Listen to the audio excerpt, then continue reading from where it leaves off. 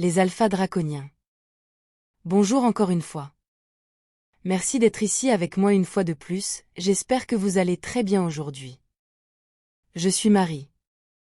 Cette information peut être vue comme de la science-fiction, ou comme le spectateur le voit le mieux, et je la poste à des fins de divertissement uniquement.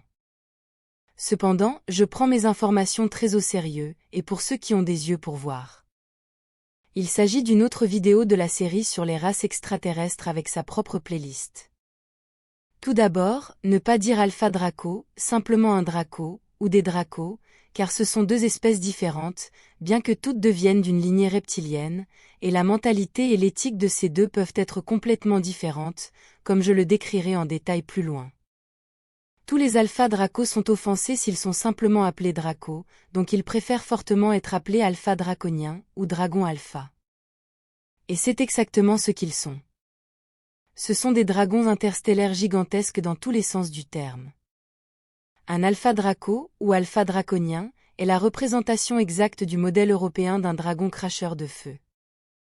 C'est un reptile féroce de plus de 15 mètres de haut, crachant du feu, recouvert d'écailles et plein de cornes sur la tête, avec une queue puissante et de gigantesques bras puissants, qui alimentent des ailes membraneuses aussi larges que celles de certains avions. Sa hauteur officielle moyenne lorsqu'il se tient sur ses pattes arrière est de 15 mètres, mais il n'est pas rare que les mâles adultes atteignent 20 mètres de haut, voire plus. Leur couleur est variable, mais la plus courante est un brun rougeâtre et noir avec un ventre beige, et leur peau est recouverte d'écailles épaisses extrêmement résistantes, qui leur fournissent une armure naturelle assez solide pour faire rebondir les balles de fusil de calibre 7,62. Leurs griffes et leurs écailles, qui recouvrent tout leur corps, sont composées d'une substance semblable à la kératine et à d'autres protéines similaires à celles trouvées dans les toiles d'araignée, mais ont une résistance à la traction élevée, supérieure à la fibre du Kevlar. Sous le microscope, les écailles de dragon ressemblent à des fibres longues entrelacées, formant une structure en forme de tissu hexagonal, ce qui leur confère une résistance à la traction encore plus grande. Les dragons cracheurs ne sont pas un mythe, car tous les alpha draconiens ont cette capacité, mais contrairement à ce qui est représenté sur Terre, leur feu ne vient pas de leur gorge. Ils ont des glandes spéciales situées derrière leurs crocs frontaux supérieurs, qui se remplissent de poches ou de vessies contenant deux différentes substances inflammables produites naturellement, une derrière chaque croc, et que l'alpha draconien peut presser à volonté, en utilisant des muscles spéciaux qui entourent la poche. Les substances sont ensuite injectées avec beaucoup de pression à travers des trous dans les crocs supérieurs frontaux, comme le fait un cobra. Lorsque la première substance trouvée dans la poche derrière le premier croc entre en contact avec la substance trouvée dans la seconde, une forte réaction chimique se produit, faisant jaillir les deux en flammes.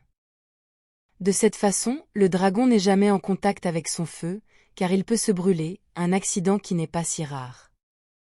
Cela donne au gigantesque lézard une arme terrible similaire à un lance-flamme, une arme qui n'est rien d'autre que du napalm produit naturellement.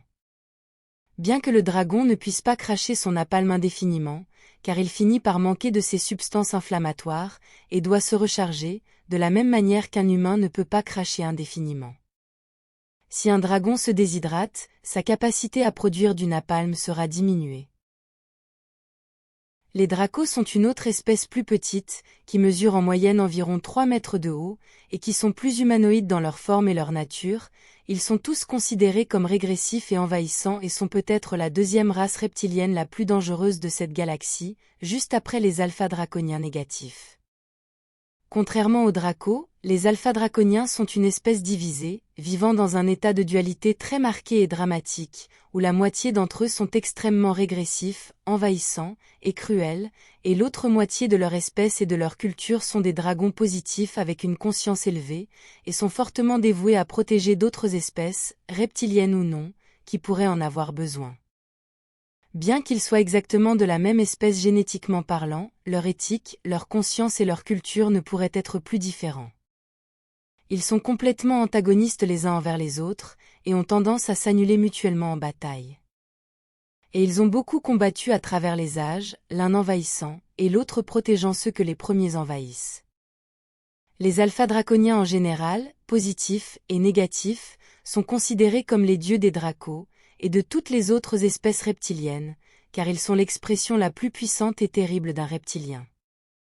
Le côté négatif des alphas draconiens entretient une forte alliance avec les dracos, ainsi qu'avec d'innombrables autres races envahissantes, principalement d'origine reptilienne, mais aussi avec de nombreux types d'extraterrestres gris régressifs, tels que les gris d'Orion dans toutes leurs variantes, les grands maîtres négatifs, et les étortants négatifs, officiellement dans un passé lointain, officiellement, je dois insister.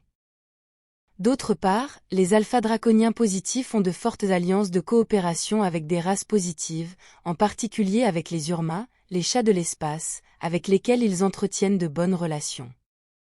Dans cette galaxie au moins, il y a 2 espèces qui sont fortement dominantes, et on les trouve partout, ce sont les alphas draconiens et les Urma, et tous deux sont les prédateurs de sommet de la galaxie.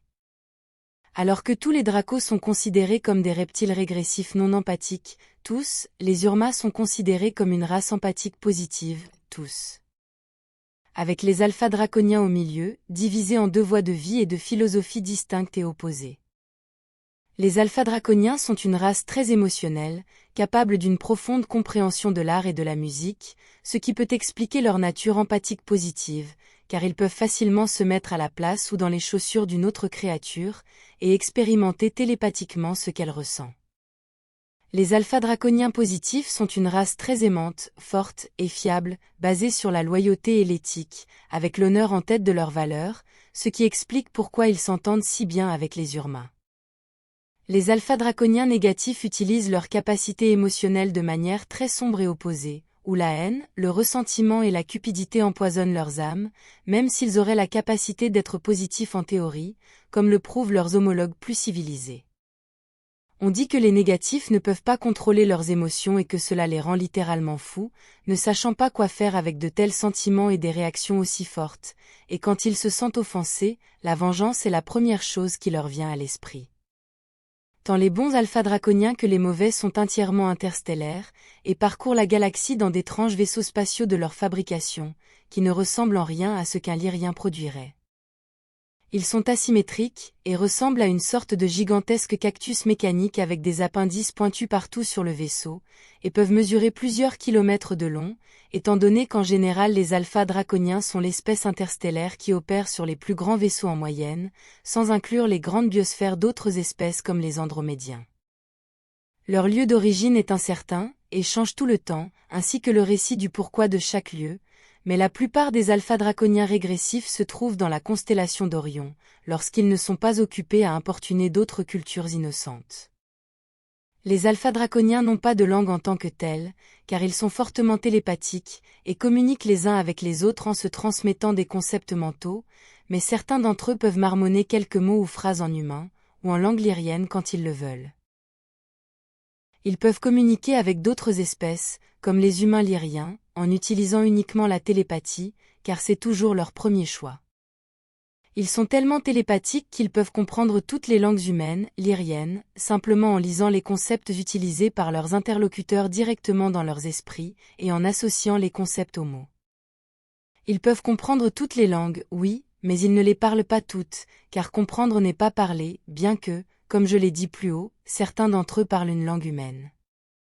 Les alphas draconiens sont tellement puissants mentalement que les plus négatifs peuvent tuer leurs victimes simplement en imposant télépathiquement une peur extrême en elles, provoquant une crise cardiaque. Comme si regarder un lézard cracheur de feu de 15 mètres de haut ne suffisait pas à faire peur. Ils peuvent tuer par la pensée seule, mais ils ne sont pas la seule espèce à pouvoir le faire. Ils ne portent généralement pas de vêtements, mais une armure extérieure, surtout autour de leurs parties les plus vulnérables, est souvent utilisée, avec une sorte de tissu super résistant en dessous. Ils peuvent aussi porter des capes, des bijoux et des ornements. En plus de leur magnificence, ils peuvent voler dans la plupart des atmosphères, y compris sur Terre, et ce sont de loin les créatures les plus grandes et les plus lourdes à avoir jamais pris leur envol. Leur bras est fort et peut produire l'énergie nécessaire pour produire de la portance à volonté, et comme s'ils n'étaient pas assez dangereux comme ça, ils peuvent aussi voler. Même s'ils sont si physiquement et militairement compétents, les Urma seuls sont connus pour avoir réussi à tenir à distance les alphas draconiens régressifs, remportant presque toutes des batailles contre eux la plupart du temps, et les chats ne volent pas. Leur vue est très différente de la nôtre, de la famille humaine lyrienne, car ils voient davantage dans le spectre infrarouge, ce qui signifie qu'ils peuvent voir la chaleur, donc les couleurs qu'ils peuvent voir sont très différentes, et ils sont plus à l'aise la nuit lorsque la lumière est faible, bien qu'ils disent ne pas être dérangés de travailler directement en plein soleil non plus. La raison pour laquelle les dragons se retrouvent dans presque toutes les cultures sur Terre, c'est parce qu'ils ont visité la planète de nombreuses fois dans le passé, influençant fortement la culture qu'ils ont visitée, car ils ont toujours été considérés comme la créature la plus dangereuse que l'on puisse trouver. Au point où ils ont fait leur chemin profondément dans la culture populaire de la Terre à travers les âges, se retrouvant dans son histoire officielle sous forme de fragments de mythes et de folklore, ainsi que comme symbole d'adversité. Mais ils sont aussi réels que possible et ils ont une base en orbite haute, en ce moment, mais la bonne nouvelle est qu'ils sont les versions positives des alphas draconiens, et sont en bon contact et coopération avec à la fois la Fédération Galactique et le Haut Conseil Urma d'Avian. Si ce sujet vous intéresse suffisamment, je peux continuer à parler beaucoup plus des alphas draconiens, car c'est un sujet très vaste. En attendant, c'est tout pour aujourd'hui. Merci d'avoir regardé ma vidéo, et d'avoir liké, partagé, et de vous être abonné pour davantage. Et j'espère vous revoir ici la prochaine fois. Avec beaucoup d'amour, votre amie, Marie Soiroux.